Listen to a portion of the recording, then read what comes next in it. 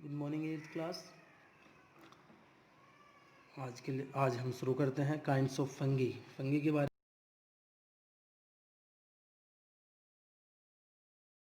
में है वो इसी के अंदर आते हैं। और फंगी जो है मरे हुए पदार्थों पर ज़्यादा पाए जाते हैं। ये हमने आपको पहले ही बता दिया था। आज हम पढ़ने वाले हैं काइंड्स ऑफ फंगी। तो let's start. And first fungi is yeast. पहले जो फंगी हैं पहला जो फंगी का प्रकार है it is called yeast. Yeast is a tiny unicellular fungus. Yeast जो है एक छोटा एक कोशिकीय फंगस होता है दैट फॉर्म कॉलोनीज, जो कॉलोनीज का निर्माण करता है। यानी कि यीस्ट जो है हमेशा एक ग्रुप में उगता है। The size of yeast ranges from 5 to 10 microns.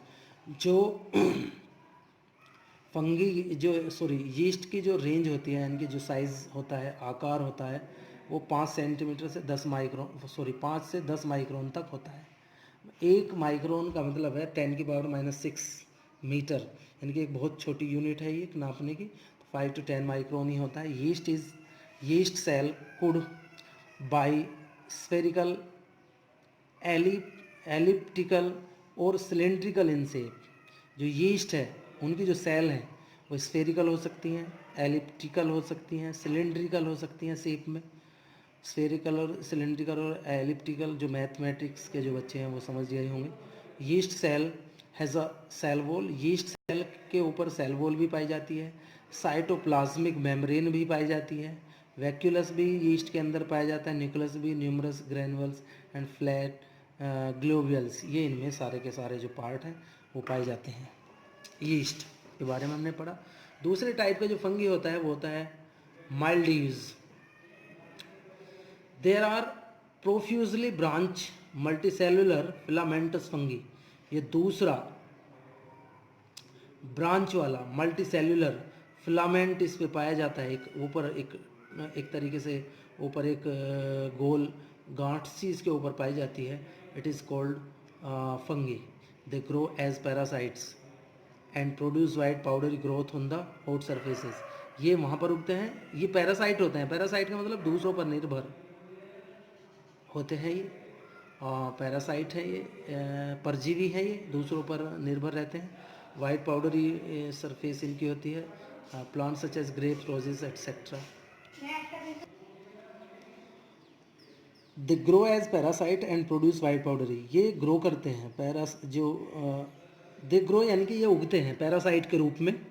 And produce white powdery growth, ये प्रोड्यूस करते हैं, उत्पन्न करते हैं वाइट सफ़ेद रंग का पाउडरी यानी कि एक पाउडर के रूप में जो पदार्थ है वो ऑन द हॉट सरफेसेस पर, जो गर्म सरफेस होते हैं of the plant such as grapes, roses etcetera. यानी कि ग्रेप्स के ऊपर भी ये मिल्डीव्स उग सकते हैं। आगे शुरू करेंगे भाई। ये है moulds. Moulds are multicellular and have filament like appearance. देखो थोड़ा सा प्रॉब्लम है यहाँ पर देखने में। मोल्ड्स जो है मल्टीसेल्युलर होते हैं एंड हैव फिलामेंट, इनमें फिलामेंट पाया जाता है। तीसरे तरीके के ये हम फंगी की बात करते हैं। ये माल्डीव्स पढ़े, यीस्ट पढ़े हमने। Moulds are multicellular and have filament like appearance. Moulds जो है मल्टीसेल्युलर होते हैं और इनमें फिलामेंट पाया जाता है। The size of the mould range from 2 to 10 microns. इनका जो साइज़ है यानी कि इनका जो आकार है 2 से 10 माइक्रोन होता है। जबकि अभी हमने जो पहले पढ़ा था उनका जो आकार था 5 से 10 माइक्रोन था, इनका 2 से 10 माइक्रोन होता है। The cotton like thin of moulds are called mycelium. Cotton like जो थ्रेड है यानी कि मोल्ड्स में जो है कॉटन लाइक एक थ्रेड पाया जाता है मोल्ड्स में, इसे हम माइसेलियम कहते हैं। यानी कि एक धागा रूपी एक पदार्थ पाया जाता है, इसे हम माइसेलियम कहते हैं। Where single thread is called hyphen. जबकि अगर सिंगल धागा पाया जाता है, अगर धागे के बहुत सारे रूप हैं उसे माइसीलियम, और अगर अकेला रूप है इसे हम हाइफन कहते हैं। Mushroom and bracket fungi.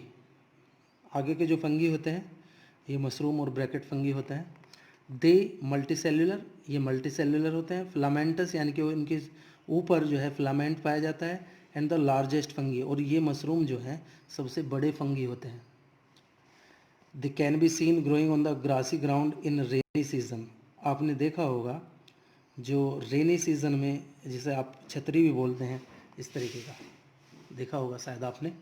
तो ये जो पदार्थ हैं दे कैन बी सीन, ये देखे जा सकते हैं ग्रोइंग, उगते हुए ऑन द ग्रासी ग्राउंड, घास वाली जगहों पर, इन रेनी सीजन, बरसात के मौसम में। आजकल आप देखेंगे बहुत सारी जगह जहाँ गंदे स्थान होते हैं वहाँ पर ये उग आते हैं।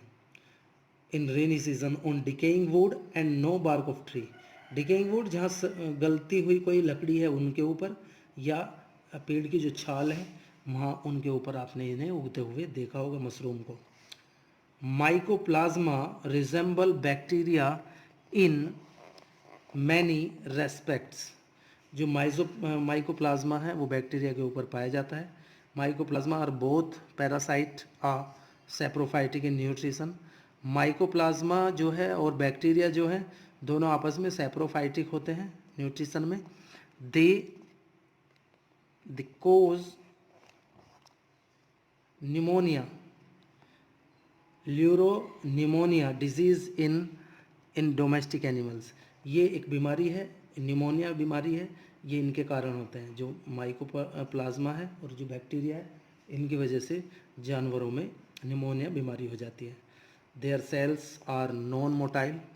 इनकी जो सेल्स होती हैं वे गति नहीं कर सकती, मूव नहीं कर सकती। And a typical pouch egg shape colonies, और ये जो है ग्रुप में पाई जाती हैं। और resistance to antibiotics such as penicillium and cephaloridine and vancomycin. ऐसी जो दवाइयाँ हैं उन्हें बनाने में भी इसका यूज़ किया जाता है। जो मशरूम है उनका यूज़ किया जाता है। आज के लिए बस इतना ही।